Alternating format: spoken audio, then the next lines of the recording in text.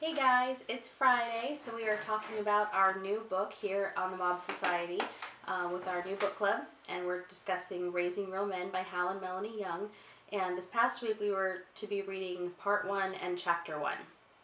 I just wanted to do a little bit of a video just to kind of give you my synopsis and what I got out of it, and then you'll be able to read further breakdown and detail in the post. But I just really wanted to share some things about how this book is really blessing me. And in Part 1, something that really spoke to me was when they were mentioning about authority and how they were saying that, does it seem like our boys are programmed to challenge authority? And I'm like, yeah, that sounds like my boy. And it's funny because they talk about, that our boys are going to be grown up and they're going to be the ones in authority. And so they talk about how we should teach them to submit to authority without challenging it and understanding it, and without destroying their leadership.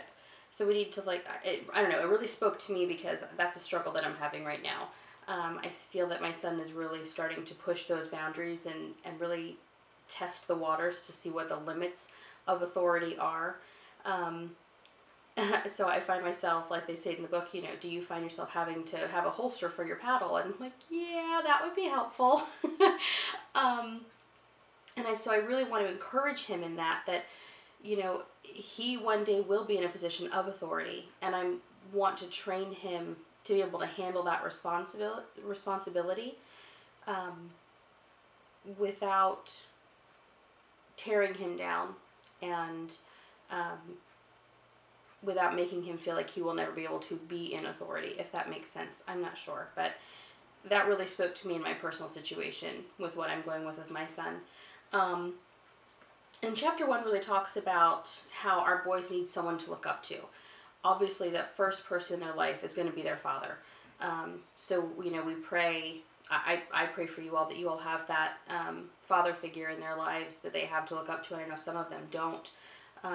And so they talk about in this chapter other possibilities, whether it be, church members, your pastor, and also they talk about role models in books and movies, and whether it's a positive or a negative role model, and really paying attention to what we put before their eyes and what we allow them to put before their eyes in books and in movies, especially because our boys are very, very visual, and all boys really tend to be very visual. And so especially with movies, you really want to be careful with what they're watching, and whether, it's a positive role model that they'll be able to admire and look up to, and not just in their, deeds, because there are men who have accomplished great things, but who have scandal, all in their life, or resist authority, even though they've been able to accomplish those things. And so those aren't complete healthy role models, and they really dive into that in that first chapter. I don't know, I'm just being so blessed by this book so far, and I'm reading along with you. I have not read ahead, so I'm just the way you guys are, and I'm kind of tackling this with you. But I'm getting so much out of it, and it's blessing me so much, and I pray that it is blessing you all, and I pray that God is just using this book in your life the way He's using it in mine. So I'm going to break down the Part 1 and Chapter 1 further in the post, and just kind of highlight some really neat things that I really felt stood out to me and what I got out of it. And then you guys are more than welcome to, in the comments below, carry on the conversation and let me know what you guys got out of it. I would love to be able to hear it. And also follow along on Twitter. The hashtag is MOBBooks, M-O-B books. I'd love to be able to follow along with you guys, and just, as we're reading this book, just keep the conversation going and see how you're able to utilize the advice in this book in your daily lives with your boys. And then we're going to be moving on to the next chapters this week. So I hope you guys will continue to read along, and I'm really excited about it. Thanks so much for joining me, and I will talk to you guys next week.